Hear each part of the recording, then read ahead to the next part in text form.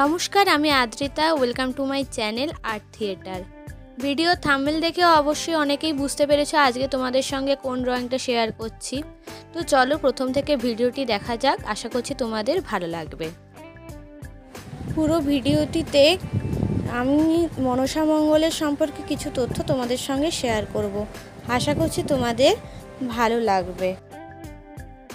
মধ্যযুগীয় বাংলা সাহিত্যে মনসা মঙ্গল হল বাংলা কাব্যধারার অন্যতম প্রধান কাব্য।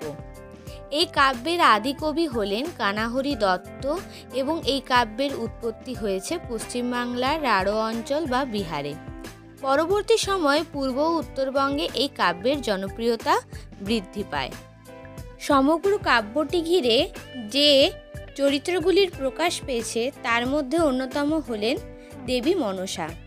দেবী মনসা হলেন সর্প বা সাপেতের দেবী, যা মূলতভাবে অনার্য দেবী ছিলেন, অর্থাৎ ভারতবর্ষের আদিবাসী ও অন্যান্য অন্তজ সম্প্রদায়ের এই দেবীর পূজার প্রচলিত ছিল।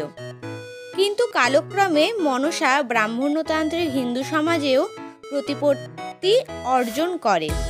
এমনকি চৈতন্যদেবের সমসাময়িক কালে বাঙালি সমাজে এই পূজার প্রচলিত হয়।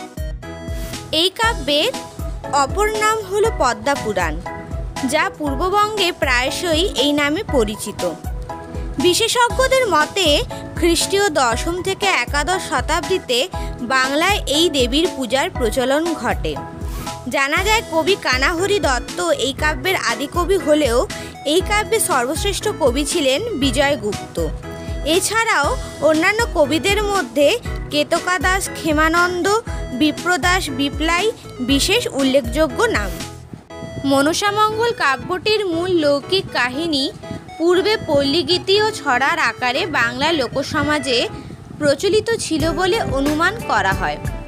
পরবর্তীকালে নানা কবিদের নিপুণ হাতে পড়ে কাব্যকৃতির রূপ নিয়ে ক্রমে নানা উপকাহিনী ও পৌরাণিক উপাখ্যানের সমাবেশ ঘটে এই কাব্যের মধ্যে। মনসা মঙ্গল কাব্যের মূল আখ্যান বস্তুটি ছিল চম্পকনগরের অধীশ্বর বণিক চাঁদ সওদাগর, যিনি ছিলেন শিবের মহাভক্ত। তিনি মহাদেবের থেকে মহাজ্ঞান লাভ করেছেন। অপরদিকে মানুষের পূজা ছাড়া মনসার দেবত্ব অর্জন সম্ভব নয়, তাই দেবী চাঁদ সওদাগরের কাছে পূজা চাইলেন। কিন্তু চাঁদ সওদাগর মহাদেবের পূজা ছাড়া আর অন্য কাউকে পূজা করতে প্রত্যাখ্যান করলেন। এমনকি তার পত্নী সেনকার মনসার ঘটে হেতালদণ্ডে বাড়ি মারেন। ফলে পরিণামে মনসা কৌশলে চাঁদের মহাজ্ঞান হরণ করলেন এবং 6 পুত্রকে বিষ দিয়ে হত্যা করলেন। তারপর সমুদ্রপথে চাঁদের বাণিজ্য তরী সপ্তডিঙা মধুকর ডুবিয়ে সর্বশান্ত করেন এবং চাঁদ কোনো ক্রমে নিজের প্রাণ রক্ষা করেন। মনসা ছলনা করে স্বর্গের নর্তক দম্পতি অনিরুদ্ধ ও উষাকে মর্তে পাঠালেন। অনিরুদ্ধ জন্ম নিল চাঁদের ঘরে লক্ষিন্দর রূপে, আর উষা জন্ম নিল বেহুলা রূপে উজানি শহরের সাধু বণিকের ঘরে। বহুকাল পর চাঁদ সহায় সম্বলহীনভাবে উন্মত্ত পাগল বেশে চম্পকনগরে ফিরলেন। অবশেষে পিতা পুত্রের মিলন ঘটল, বেহুলার সাথে লক্ষিন্দরের বিবাহ ঠিক হলো। কিন্তু বৃদ্ধ বেশে মনসা ছলনা করে বেহুলাকে অভিশাপ দিয়েছিলেন যে লক্ষিন্দরের বিবাহ রাতে মৃত্যু ঘটবে। সাঁতালি পর্বতে লোহার বাসর ঘর বানানো হলো, কিন্তু গোপনে মনসার নির্দেশে একটি ছিদ্র রাখা হলো। ছিদ্রপথে কালনাগিনী ঢুকে লক্ষিন্দরকে দংশন করল। বেহুলা স্বামীর মৃতদেহ নিয়ে কলার মান্দাসে ভেসে পাড়ি দিল মনসার উদ্দেশ্যে। বহু বিপদ অতিক্রম করে অবশেষে নেতধোপানির সাহায্যে দেবপুরে পৌঁছে নাচের মাধ্যমে দেবতাদের তুষ্ট করল। তখন দেবতাদের আদেশে মনসা লক্ষিন্দরের প্রাণ ফিরিয়ে দিল এবং বেহুলার সতীত্বের মহিমায় মুগ্ধ হয়ে অবশেষে চাঁদ সওদাগর মনসার পুজো দিল। মর্তবাসের মেয়াদ ফুরাতে বেহুলা লক্ষিন্দর আবার ইন্দ্রসভায় স্থান পেল। মনসা মঙ্গল হলো একটি আখ্যান কাব্য। এই কাব্যের মূল উপজীব্য চাঁদ সদাগরের উপর দেবী মনসার অত্যাচার, লক্ষিন্দরের সর্পাঘাতে মৃত্যু ও পুত্রবধূ বেহুলার আত্মত্যাগের উপাখ্যান।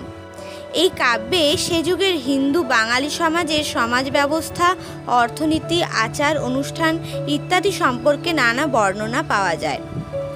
চাঁদ সদাগর শুধুমাত্র এই কাব্যেরই নয়, বরং সমগ্র বাংলা সাহিত্যের এক অন্যতম বলিষ্ঠ চরিত্র। বেহুলা লক্ষিন্দরের করুণ উপাখ্যানটি আজও বাঙালি সমাজে জনপ্রিয়।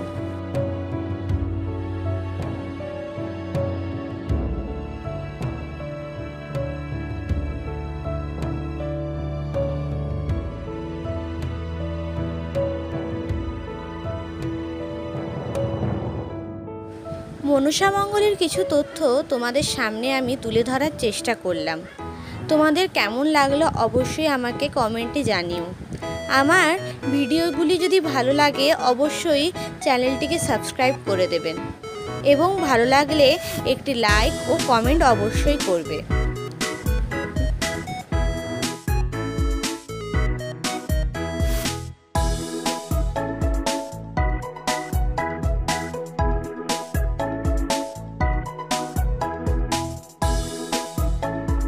এখানে আমি পেন্সিল কালার এবং স্কেচ পেন ও ব্রাশ পেন এগুলোই ইউজ করেছি কালারের জন্য।